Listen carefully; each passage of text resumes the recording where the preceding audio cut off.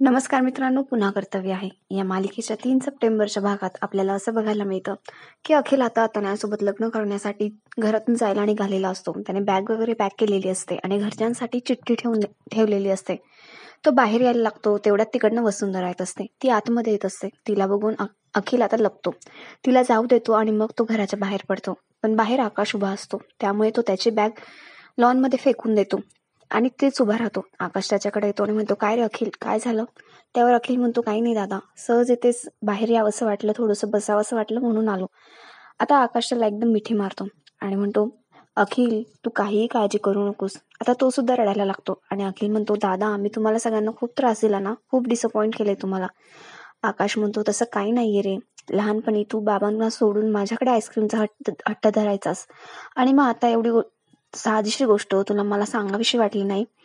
त्यावर अखिल म्हणतो, "दादा, खरंच मला असं वाटलं नव्हतं तू मला समजून घेशील आणि मी सांगणारच होतो अरे, पण उशीर झाला आणि अशा प्रकारे तुमच्यासमोर सत्य आलं." आता आकाश म्हणतो, "हे बघ, तू काही काळजी करू नकोस आणि असं काहीही विचार मनात आणू नकोस. असल्या चुका या वयात होतात, त्यामुळे काळजी करू नको. तुझ्या एवढ्याशा चुकीमुळे मी तुझं आयुष्य खराब नाही होऊ देणार. त्यामुळे टेन्शन घेऊ नको. काहीतरी मार्ग मी नक्की काढेन." आता तो म्हणतो, "चल, खूप रात्र झाली, तू आतमध्ये चल आणि झोपून घे." अखिल म्हणतो, "नाही, मला इथे थोडा वेळ बसायचंय." आकाश म्हणतो, "ठीक आहे, पण काळजी घे." आणि आतमध्ये निघून जातो. तो गेल्यानंतर अखिल सुद्धा तिथून निघून जातो. आता रात्रीची वेळ झालेली असते. आकाश मुलांना घेऊन झोपी गेलेला असतो. त्याचा चष्मा तसाच डोळ्यांना असतो. तिथे वसुंधरा येते. वसुंधरा त्याच्याकडे बघते आणि त्याचा चष्मा काढते. त्याच्या अंगावर हळूच पांघरून टाकते आणि बाजूला व्हायला लागते. तेवढ्यात झोपेतच आकाश तिचा हात पकडतो आणि तिला आपल्या जवळ ओढतो. आता वसुंधरा म्हणते, "मला पण तुमच्याच जवळ राहायचं आहे, पण तुम्ही जागे असताना, असं झोपलेले असताना नाही. मला मान्य आहे माझ्याकडनं चूक झाली, पण एवढ्याशा छोट्या चुकीमुळे मी आपल्यामध्ये अंतर नाही येऊ देणार आणि मी आता तुमच्यासोबत नाही, तुमच्याशिवाय नाही जगू शकत. त्यामुळे मी आपल्यामध्ये असं अंतर अजिबात येऊ देणार नाही.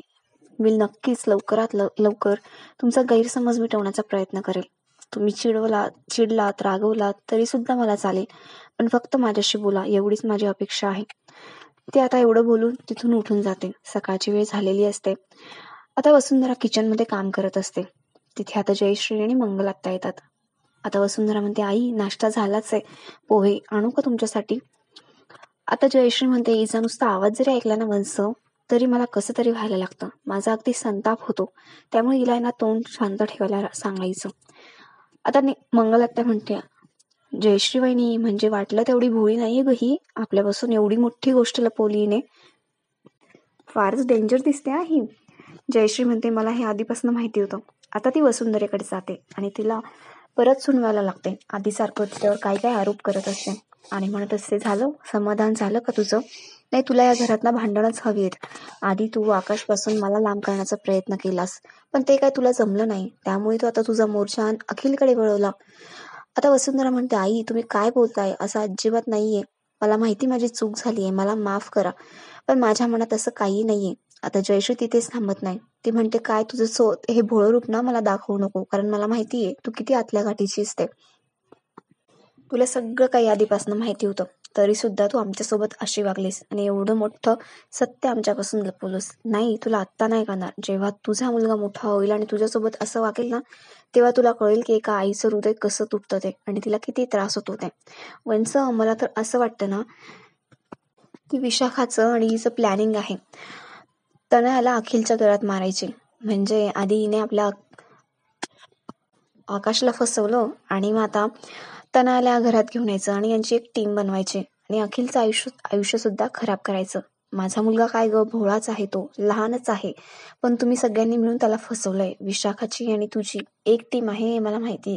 आधी तू आकाशच्या गळ्यातलं लॉकेट सोडलं, ते स्वतःच्या गळ्यात घातलं आणि आम्ही जिथे मंदिरात गेलो तिथे तुझ्या फॅमिलीला सोबत घेऊन आली आणि आपण या सगळ्यांना देवी संकेत समजत होतो वंश, पण यांचं किती मोठं प्लॅनिंग होतं ते बघा."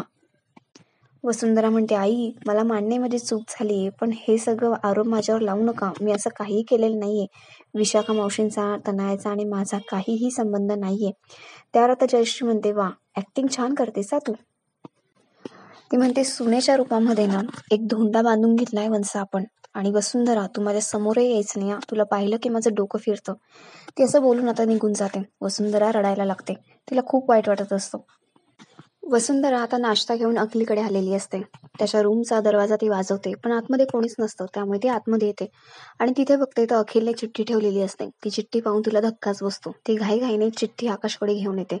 सगळेजण नाश्ता करायला बसलेले असतात. आकाशला आता ती चिठ्ठी हातात मिळते आणि बाबा म्हणतात, "आकाश, अरे काय त्यामध्ये लिहिलेलं?" आकाश आता वाचतो आणि अखिलने लिहून ठेवलेलं असतं की, "आई बाबा, दादा, आम्हाला माफ करा. माझ्यामुळे तुम्हाला खूप त्रास होतोय, मला माहितीये. आमचं नातं तुमच्या समोर अशा पद्धतीने आलंय, त्यामुळे सगळ्यांचीच बदनामी होते. पण मी तरी काय करणार? मी तुम्हाला नाही समजू शकत आणि तुम्ही माझं ऐकून घेणार नाही आहात. पण हे नातं माझ्यासाठी खूप महत्वाचं आहे. मी आता घर सोडून चाललोय. मी आणि तनया आता लग्न करणार आहोत. तुमचे आशीर्वाद आमच्या मागे नसले तरी सुद्धा मी आता मागे वळून नाही बघू शकत. त्यामुळे मला समजून घेण्याचा प्रयत्न करा." आता हे सगळं ऐकून सगळ्यांनाच खूप मोठा धक्का बसलेला असतो. सगळ्यांना वाईट वाटत असतं. जयश्री तर खूप मोठ्या मोठ्याने रडायला लागते आणि माधवला म्हणते, "अहो, आपला अखिल घर सोडून गेलाय. काय करायचं आता आपण?" त्यावर आता माधव म्हणतो, "तुला यामुळेच मी याआधी सांगत होतो की त्यांच्या मनासारखं होऊ दे, पण तेव्हा तू माझं काहीच ऐकलं नाहीस ना." आता तो जयश्रीवर खूप चिडलेला असतो. जयश्री मात्र खूप रडत असते. मुलं आता मोठी झालीये, त्यांच्या म्हणण्यानुसार आपण नाही वागणार तर ते असेच करणार ना. तुझ्यामुळे सगळं झालंय. वेळेत स्वतःचा हट्ट आवरला नसताना आज ही वेळ आलीच नसती. जयश्री म्हणते, "तुम्ही मला दोष देऊ नका. तुम्ही काय केलं? तुम्ही जाऊन बोललात का त्याच्याशी एकदा तरी? घरचं शेवटचं कार्य आहे. माझ्या मनानुसार मला सून हवी होती, त्यामुळे मी म्हणत होते सगळं काही." आता माधव तिच्यावर खूपच चिडत असतो. आकाश म्हणतो, "आई बाबा, तुम्ही भांडू नका. यावेळेला शांत राहा. शांत डोक्याने विचार करण्याची वेळ आहे ही." आता आकाश आणि अवनी, तनया आणि अखिल यांना फोन ट्राय करतात, पण त्यांचा फोनच लागत नाही. इकडे विशाखा आता जयश्रीला फोन करते आणि जयश्री फोन उचलते. विशाखा म्हणते, "अगं जयश्री, कुठे आहे अखिल? मला त्याच्याशी बोलायचंय. तनया घरामध्ये नाहीये. मला आत्ताच्या आत्ता त्याच्याशी बोलायचंय." त्यावर जयश्री म्हणते, "अगं तो सुद्धा घरात नाहीये." विशाखा म्हणते, "हे बघ जयश्री, माझ्या मुलीला काही झालं ना, मी तुलाच जबाबदार ठरवेन आणि मला माहिती नाही, मी आत्ताच्या आत्ता तिकडे येते. आपल्याला त्यांना शोधलं पाहिजे." त्यावर जयश्री म्हणते, "ठीक आहे." आता विशाखा फोन कट करते. अखिल आणि आकाश आणि भास्कर म्हणता, "आम्ही अखिलला शोधून येतो." बाबा म्हणतात, "पण तुम्ही कुठे जाणार आहात?" आता आकाश म्हणतो, "बाबा इथे बसून काही होणार नाही. आम्ही आलोच." ते जायला निघतात. तेवढ्यात आता अखिल आणि तनया तिथे आलेली असतात.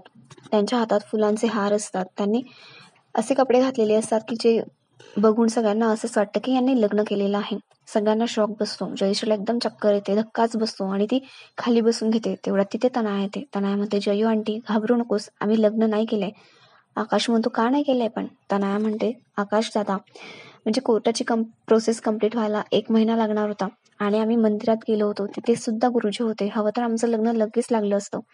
पण तिथे देवाची मूर्ती होती. सगळेजण होते. पण तुमचे आशीर्वाद नव्हते. माझे आई बाबा नव्हते. जयू आंटी, माधव काका नव्हते. यांच्या आशीर्वादाशिवाय आम्ही पुढे जाऊच शकलो नाही. तुमची परमिशन नसेल तर आम्ही हे सगळं नाही करू शकत. हे मला कळून चुकलंय." आता माधव म्हणतो, "अगं मग एवढा हट्ट करण्याची काय गरज होती?"